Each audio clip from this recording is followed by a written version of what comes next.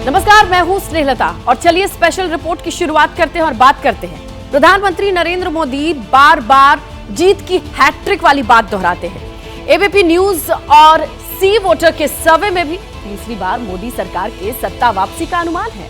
BJP के नेताओं का दावा है कि ओपिनियन पोल से भी ज्यादा सीटें मिलेंगी, क्योंकि प्रधानमंत्री मोदी ने लोकसभा चुनाव में विराट विजय का ब्लूप्रिंट तैयार किया है। आज हम आपको बीजेपी के सीक्रेट डॉक्यूमेंट को डिकोड करके दिखाएंगे और बताएंगे कि पीएम मोदी ने कैसे चुनाव जीतने के लिए बूथ टू बूथ तैयारी की है।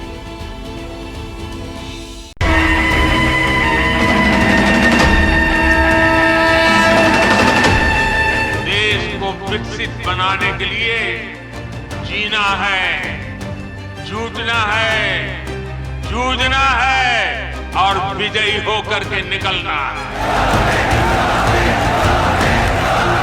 जब सोच और अप्रोच बदलती हैं, तो परिणाम भी मिलते हैं।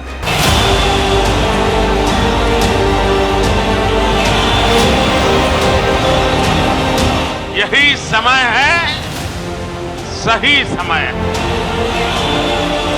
विकास का फायदा हर किसी तक पहुंचे और कोई इससे अछूता न रहे। भारत माता की जय, भारत माता की जय। सरकार एक दोस्त के रूप में, एक साथी के रूप में आपके साथ मजबूती से खड़ी हुई। जब देश को सशक्त बनाने के संकल्प को सिद्ध करने में योगदान का आह्वान कर रहे हैं हिंदुस्तान के प्रधानमंत्री, जब विकसित भारत की प्रतिबद्धता दोहरा रहे हैं 140 करोड़ हिंदुस्तानियों के नेता, जब नरेंद्र मोदी देश को तीसरी बड़ी अर्थव्यवस्था बनाने की प्रतिज्ञा को विस्तार दे रहे हैं, तब वो सत्ता में वापसी की रणनीति बना चुके हैं। मोदी सरकार की हैट्रिक के प्लान को उनके लेफ्टिनेंट आगे बढ़ा रहे हैं और एबीपी न्यूज और सी वोटर के सर्वे में बीजेपी की धमाकेदार वापसी के दावे किए जा रहे हैं। एबीपी न्यूज और सी वोटर के सर्वे के मुताबिक 2024 के चुनाव में एनडीए को 295 से 335 सीटें मिल सकती हैं। मोदी विरोधी गठबंधन को 165 से 205 सीटें मिलने का अनुमान है, जबकि अन्य के हिस्से में 35 से 65 सीटें मिलने का दावा किया गया है। ये स्थिति तब है जब अभी 5 राज्यों में विधानसभा का चुनाव खत्म हुआ है। लोकसभा चुनाव के मद्देनजर बीजेपी की उस तरह से तैयारी अभी सामने नहीं आई है और दूसरी ओर जो विपक्षी गठबंधन है मोदी विरोधी, उसमें अभी भी सीटों को लेकर के पेच फंसा हुआ है। ऐसे में जब एबीपी न्यूज और सी वोटर का सर्वे नरेंद्र मोदी की हैट्रिक वाली भविष्यवाणी पर मुहर लगा रहा है, तब बीजेपी नेताओं का आत्मविश्वास अति पर है। 24 के चुनाव में 440 का झटका ये जो सो कॉल्ड गठबंधन है, जो इस गठबंधन के खलीफा लोग, खिलाड़ी लोग हैं, उनको लगेगा। ये साफ दिखता है कि जो ये आंकड़ा है 335 और जो भी है आंकड़ा कहीं और भी जा सकता है, आगे भी जा 350 इसके ऊपर भी जा, मुझे लगता है 350 से 400 के बीच में भी आंकड़ा जा सकता है। मोदी जी के आने वाले समय में लोकसभा चुनाव में प्रचंड बहुमत से भाजपा आएगी। 4 राज्यों के चुनाव हुए, उसमें एनडीए को अच्छी जीत हासिल हुई, बीजेपी को, तो यही रिपीट होगा। अब सवाल यहीं से है, एंटी इनकम्बेंसी के बावजूद बीजेपी की सत्ता में वापसी क्यों हो रही है? सर्वे में अगर मोदी विरोधी पिछड़ रहे हैं तो इसकी वजह क्या है? बीजेपी नेताओं को क्यों लग रहा है कि सर्वे से ज्यादा सीटें मिलेंगी? दरअसल जीत की हैट्रिक की बात करने वाले प्रधानमंत्री नरेंद्र मोदी ने सत्ता में वापसी का ब्लूप्रिंट खींच लिया है। बीजेपी राष्ट्रीय पदाधिकारियों की बैठक हुई थी। 22 दिसंबर को हुई इस बैठक में प्रधानमंत्री नरेंद्र मोदी ने अपने पदाधिकारियों को जीत का मंत्र दिया था। उन्होंने बताया कि कैसे 2024 में किसको क्या करना है, कैसे 51% वोट हासिल किया जा सकता है। सूत्रों के मुताबिक प्रधानमंत्री मोदी के ब्लूप्रिंट के आधार पर बीजेपी ने 2024 के लिए मेगा प्लान तैयार किया है। क्लस्टर कंपोजिशन, लोकसभा संयोजन, प्लान विधानसभा, बूथ विश्लेषण, मोर्चाबंदी, टीम का विस्तार, हाईटेक प्रचार, सोशल मीडिया टीम, मतदाता चेतना, हर वर्ग में पहुंच, गांव चलो अभियान, गठबंधन, बीजेपी के इसी प्लान 12 से 24 जीतने की तैयारी है। अब जरा एक एक कर विस्तार से समझिए कि साल खत्म होते होते बीजेपी ने कैसे 24 में चुनाव जीतने के मेगा प्लान पर काम करना शुरू कर दिया है। सूत्रों के मुताबिक बीजेपी ने अपने मेगा प्लान के तहत 3 से 4 लोकसभा सीटों का एक क्लस्टर बनाना शुरू कर दिया है। जिन राज्यों में 5 से कम लोकसभा सीटें हैं वहां पर क्लस्टर नहीं बनाया जाएगा। समझिए कि इस क्लस्टर में कौन होगा। सूत्रों के मुताबिक इस क्लस्टर का प्रभारी पार्टी का एक वरिष्ठ नेता होगा। क्लस्टर प्रभारी को समय देना होगा और चुनाव का प्रबंध करना होगा। बीजेपी के राष्ट्रीय अध्यक्ष जेपी नड्डा, गृह मंत्री अमित शाह और रक्षा मंत्री राजनाथ सिंह करीब 150 दिन लोकसभा क्षेत्र में बिताएंगे। लोकसभा कोर कमेटी, प्रबंधन समिति की बैठक, बौद्धिक सम्मेलन, कार्यकर्ता सम्मेलन करेंगे। क्लस्टर से ठीक नीचे लोकसभा स्तर पर वोटर को साधने की तैयारी है। इसका जिम्मा भी पार्टी के बड़े नेताओं के पास है। सूत्रों की माने तो हर लोकसभा क्षेत्र का एक प्रभारी होगा और एक संयोजक होगा। जो प्रभारी होगा वो उस लोकसभा क्षेत्र के बाहर का होगा, जबकि जो संयोजक होगा वो लोकसभा क्षेत्र से अंदर का होगा।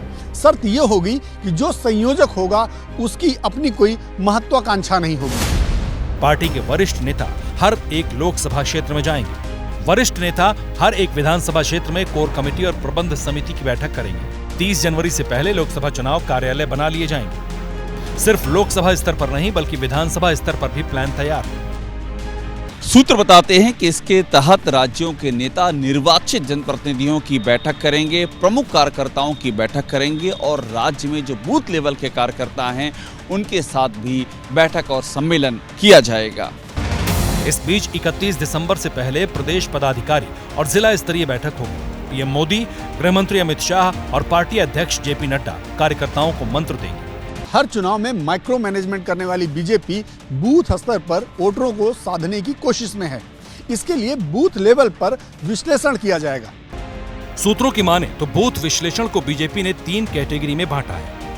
ये विश्लेषण 2014 और 2019 के लोकसभा चुनाव और अभी खत्म हुए विधानसभा चुनाव के आधार पर होंगे। इन बूथों को 3 हिस्सों में बांटा जा रहा है। पहला, जिन बूथों पर तीनों चुनाव में जीत हासिल हुई।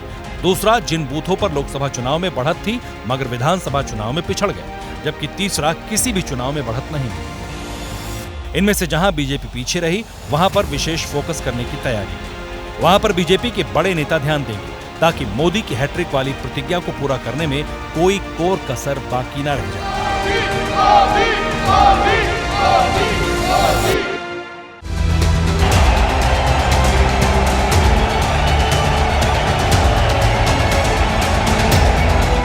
सूत्रों के बयान तो विरोधियों के लिए मोर्चा बंदी की विशेष योजना तैयार की गई है और इसके लिए पार्टी के सभी कार्यकर्ताओं को सहयोग करने के लिए कहा गया है। यही नहीं, टीम के विस्तार के लिए भी योजना तैयार की जा रही है।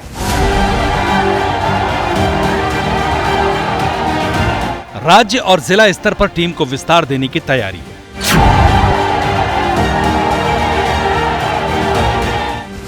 इसके लिए प्रधान या सरपंच स्तर तक चुनाव लड़ने वालों से संपर्क किया जा रहा है। सूत्रों की माने तो समाज के विभिन्न वर्गों को पार्टी जोड़ रही है। समाज के अलग अलग वर्गों से संपर्क कर उन्हें पार्टी ज्वाइन कराने की तैयारी है। बताया जा रहा है कि हर राज्य में 50 जगहों पर युवा और बुद्धिजीवी सम्मेलन किया जाएगा। सूत्रों के मुताबिक महिला, एससी और एसटी सम्मेलन भी बीजेपी करने वाली है। इसके अलावा नमो वॉरियर्स सम्मेलन भी आयोजित किए जाएंगे। बीजेपी ने अलग अलग जातियों को भी लक्षित किया है। सूत्रों की माने तो ओबीसी मोर्चा सामाजिक सम्मेलन किया जाएगा। साथ ही ओबीसी छात्रावासों में संपर्क और संवाद होगा। एससी मोर्चा दलित युवा संवाद अभियान शुरू करके दलित बस्तियों में संपर्क अभियान शुरू किया जाएगा। आदिवासी क्षेत्रों में जनजाति महासंपर्क और चौपाल 1 लाख गांव में की जाएगी। नमो मित्र के माध्यम से 25 लाख मुस्लिम और दूसरे अल्पसंख्यक समाज के लोगों को जोड़ा जाएगा।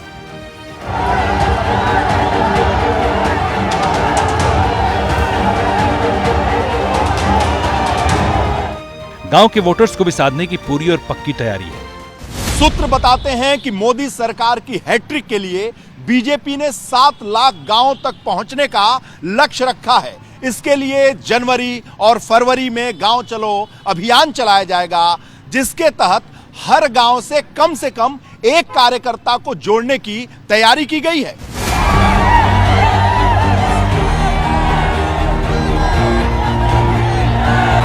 सूत्रों की माने तो बीजेपी शासित राज्यों के सभी मुख्यमंत्री, उप मुख्यमंत्री, केंद्रीय मंत्री, राज्यों के मंत्री और पार्टी नेताओं को एक एक गांव जोड़ने की जिम्मेदारी दी गई है। गांव-गांव पहुंचकर बीजेपी के कार्यकर्ता लोगों को ये बताएंगे कि मोदी सरकार ने पिछले 10 वर्षों में क्या किया है। प्रधानमंत्री मोदी जो जिक्र अपने संवादों में करते रहे हैं, उन्हें विस्तार दिया जाएगा। भाजपा सरकार ने ऐसा इंतजाम किया है कि आप देश के किसी भी हिस्से में जाएं तो भी आपको मुफ्त राशन मिलता रहेगा। और इसलिए ही मोदी ने आपको one nation one ration card की सुविधा दी है। सिर्फ मोदी के काम का विस्तार नहीं करेंगे, बल्कि केंद्र सरकार की योजनाओं का लाभ जिन्हें मिला, उन्हें भी लक्षित करने की तैयारी है। रिपोर्ट के मुताबिक 2017 चुनाव के बाद बीजेपी ने लाभार्थियों का नया वोट बैंक बनाया है। 2019 से पहले लाभार्थियों की तादाद 25 करोड़ थी। बीजेपी को इनमें से 22.5 करोड़ वोट हासिल हुए थे। 2024 के चुनाव से पहले यह तादाद काफी बढ़ चुकी है। मुफ्त राशन योजना के जरिए ही पीएम मोदी 80 करोड़ आबादी को साधने की बात करते हैं। देश के 80 करोड़ गरीबों को मुफ्त राशन देने वाली योजना को भाजपा सरकार अब अगले 5 साल के लिए और बढ़ाएगी। बीजेपी लाभार्थियों के जरिए वोट के विस्तार की तैयारी में है। हालांकि नए वोटर्स भी बीजेपी के टारगेट पर हैं। सूत्रों की माने तो मतदाता चेतना अभियान के तहत नए वोटर जोड़ने का टारगेट भी दिया गया है। चुनाव प्रचार पर विशेष फोकस किया गया है। बताया जा रहा है कि दीवार लेखन से लेकर सोशल मीडिया तक हर स्तर पर मोदी सरकार के कामकाज का प्रचार प्रसार किया जाएगा। 5 जनवरी से लेकर 14 जनवरी तक डिजिटल दीवार पेंटिंग की तैयारी है। सूत्रों की माने तो हर बूथ पर हस्तलिखित दीवार पेंटिंग की जा सकती है। इसके अलावा सोशल मीडिया पर भी मजबूती देने की तैयारी है। सूत्रों के मुताबिक सभी प्लेटफॉर्म पर अपनी सक्रियता बढ़ाने वाली है। सूत्रों की माने तो चर्चित यूट्यूबर्स को शामिल करने की भी तैयारी की गई है। इंस्टाग्राम पर अच्छे फॉलोअर्स वाली शख्सियत के जरिए प्रचार की तैयारी है। इसके अलावा व्हाट्सएप पर भी मजबूत मैकेनिज्म तैयार करने पर जोर दिया जा रहा है। सूत्रों की माने तो हर जोन में मीडिया इन्फ्लुएंसर्स की बैठक कराने की प्लानिंग है। इसके अलावा जिला, तहसील और समुदाय स्तर पर मीडिया वर्कशॉप करने की भी तैयारी है। बड़ी बात यह है कि प्रधानमंत्री मोदी के ब्लूप्रिंट पर जेपी नड्डा और अमित शाह आगे बढ़ चुके हैं। पश्चिम बंगाल पहुंचकर बीजेपी के दोनों नेताओं ने बड़ी बैठक की, जिसमें उन्होंने 10 नेताओं की इलेक्शन मैनेजमेंट टीम भी बनाई। इस टीम में केंद्रीय मंत्रियों को जगह नहीं दी गई।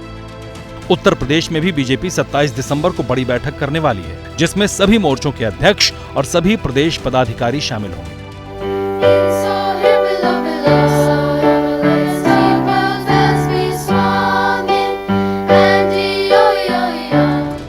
प्रधानमंत्री मोदी ने लोगों को जोड़ने का जो टास्क कार्यकर्ताओं को दिया, उसे वो खुद भी आगे बढ़ा रहे हैं। ये 2 तस्वीरें उसकी तस्दीक कर रही हैं। 26 दिसंबर को सिखों के साथ बैठे थे और 25 दिसंबर को उन्होंने क्रिश्चियन समुदाय के लोगों के साथ बैठक की थी। क्रिश्चियन कम्युनिटी के साथ ये बैठक तब अहम हो जाती है जबकि केरल में पार्टी के विस्तार पर काम चल रहा है। जब नरेंद्र मोदी समेत पूरी बीजेपी वोटर्स को साधने में जुटी है, तो उनके विरोध में इकट्ठा हुई पार्टियां अब तक सीट शेयरिंग का फार्मूला भी नहीं निकाल पाई हैं।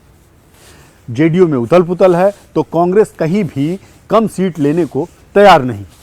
खबर है कि बिहार में नीतीश और लालू यादव मिलकर कांग्रेस को सिर्फ 4 सीटें देने के लिए तैयार हैं।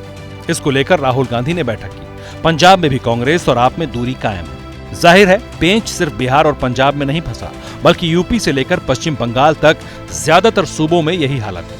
गठबंधन होगा नहीं, ये सिर्फ मीडिया की क्रिएशन है। मैं आपको बता देता हूँ, गठबंधन नहीं और ना हम इसको होने देंगे। यूपी में समाजवादी पार्टी 80 में से सिर्फ 8 सीटें देने के लिए तैयार है और ये कांग्रेस को फिलहाल मंजूर नहीं।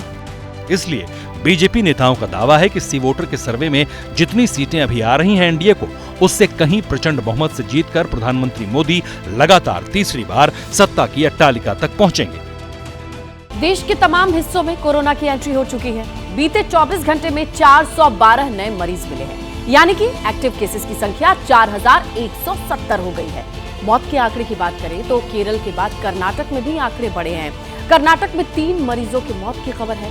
इसीलिए ये वक्त रहते हमारा आपका सावधान हो जाना जरूरी हो जाता है।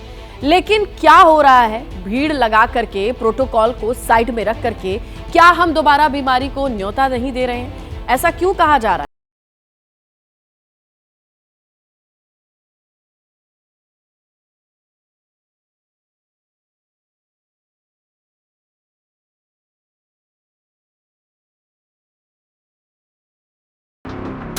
कोरोना ने फिर से लोगों को शिकार बनाना शुरू कर दिया है।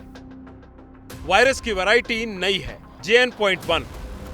लक्षण वही पुराने हैं, सर्दी, खांसी, जुकाम और बुखार। वायरस कब किसे अपनी चपेट में ले लेगा मालूम नहीं, इसके बावजूद लोग बेफिक्र हैं। बीते 24 घंटे में ही देश भर में 69 नए मरीज सामने आ गए। सब के सब कोरोना के नए वेरिएंट से पीड़ित हैं। कर्नाटक में सबसे ज्यादा 34, गोवा में 14, महाराष्ट्र में 9 केस, केरल में 6 मामले, तमिलनाडु में 4 और तेलंगाना में 2 मरीज मिले हैं। महाराष्ट्र में कोरोना की रफ्तार अभी धीमी है, लेकिन बीमारी कब महामारी में बदल जाए कोई नहीं जानता। इसीलिए अस्पतालों में डॉक्टर से लेकर मरीज सबके चेहरों पर मास्क चढ़ गए हैं।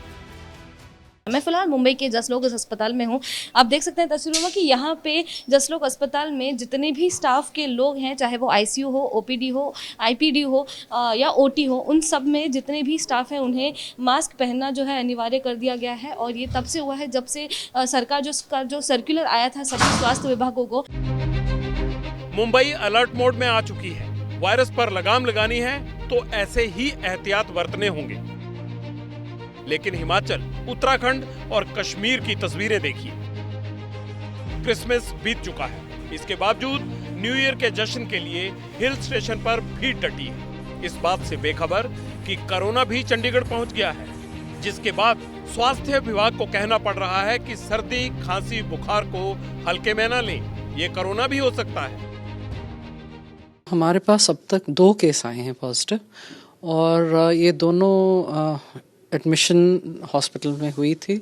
और जो हमारे एडमिशन्स होती हैं उनके हम सैम्पलिंग करते हैं, उसमें ये पॉजिटिव आए हैं और माइल्ड सिम्टम्स हैं। अगर आपको ऐसे सिम्टम्स हैं तो आप आके अपनी प्लीज़ टेस्टिंग कराइए, ताकि अगर ये कोविड निकले तो हम बाकी अपने परिवार के लिए, सोसाइटी के लिए बाकी प्रिकॉशंस ले सकते हैं। कोरोना की रफ्तार बेशक अभी कम है, हालात हमारे नियंत्रण में है, लेकिन कोरोना की क्रोनोलॉजी सभी को पता है।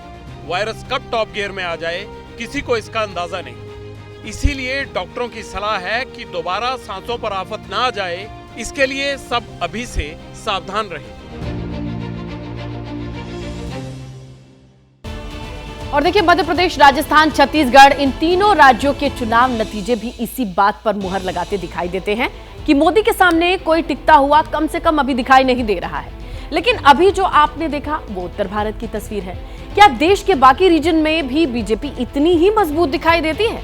इस बात की पड़ताल के लिए उत्तर से सीधे लिए चलते हैं पूरब की ओर। अमित शाह और बीजेपी अध्यक्ष नड्डा की ये दूसरी तस्वीर भी कोलकाता की है, जहां बीजेपी की पश्चिम बंगाल कोर कमेटी की मीटिंग बुलाई गई। ये तस्वीरें इस बात का प्रमाण है कि बीजेपी पश्चिम बंगाल को लेकर कितनी गंभीर है और पिछले लोकसभा में बीजेपी के ऐतिहासिक प्रदर्शन को दोहराने के लिए पार्टी के 2 सबसे कद्दावर नेता एड़ी चोटी का जोर लगाए हुए हैं। लेकिन बीजेपी को पश्चिम बंगाल में जोर लगाने की कितनी जरूरत है, वो समझने के लिए पूरब में ओपिनियन पोल के आंकड़े क्या कहते हैं, जरा वो देख लेते हैं। पूरब रीजन में लोकसभा की कुल 153 सीटें हैं। इन 153 सीटों में एनडीए गठबंधन को 80 से 90 सीटें मिल रही हैं, जबकि विपक्ष के गठबंधन को 50 से 60 सीटें मिलने का अनुमान है।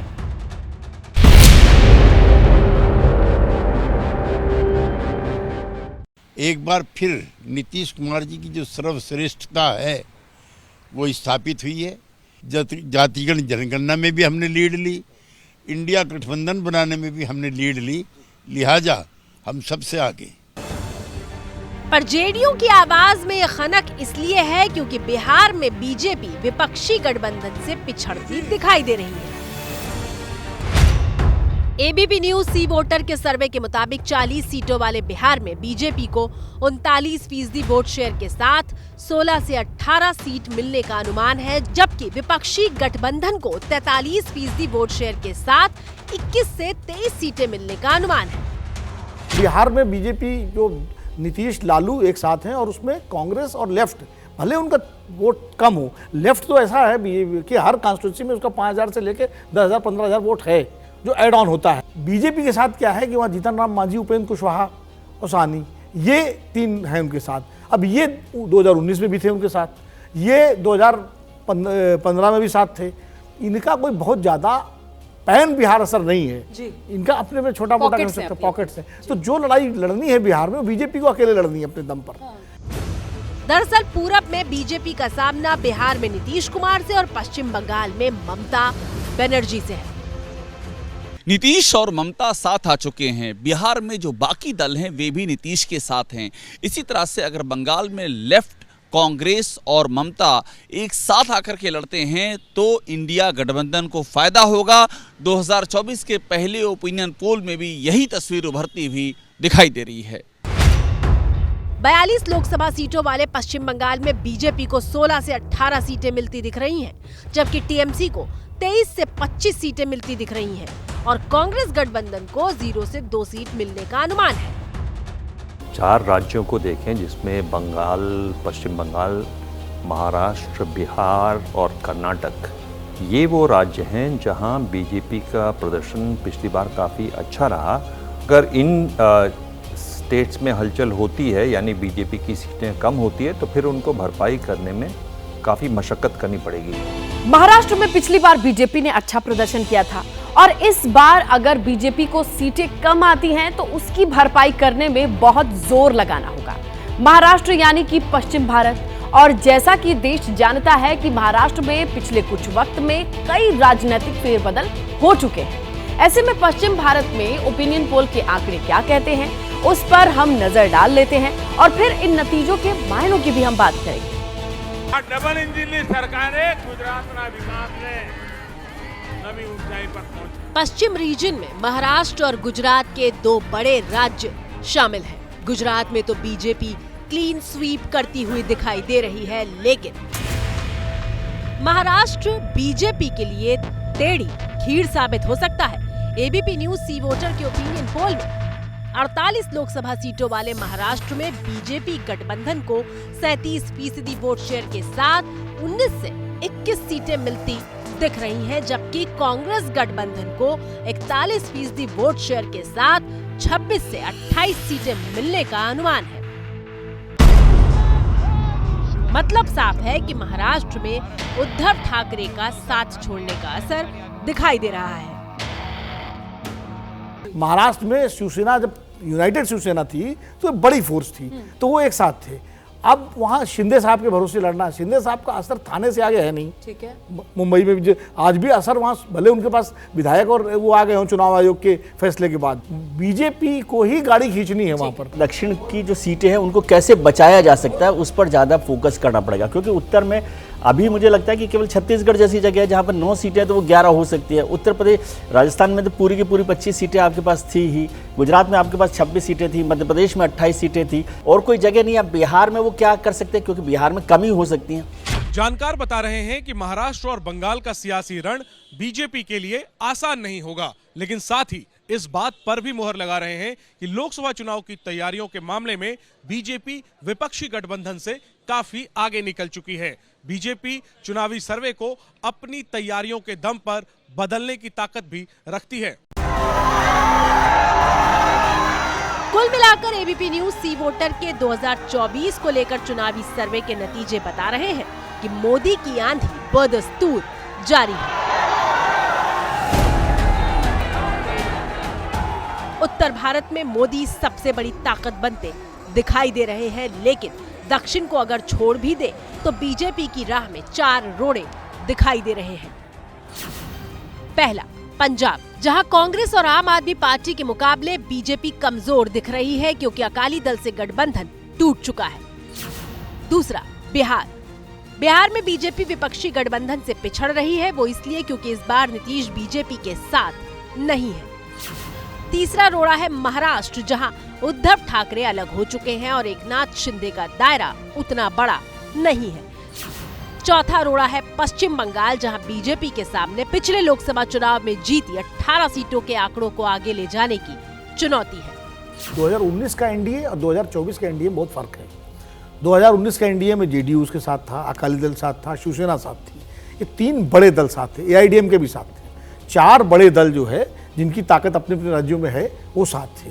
इस बार एनडीए को अगर देखें तो बीजेपी के अलावा बड़ी पार्टी है कौन? रामदास अठावले हैं, अनुप्रिया पटेल हैं, जीतन राम मांझी हैं, यही सब तो है ना। तो कोई बड़ा सहयोगी उनके पास नहीं है जो ऐड ऑन कर सके उनको वोट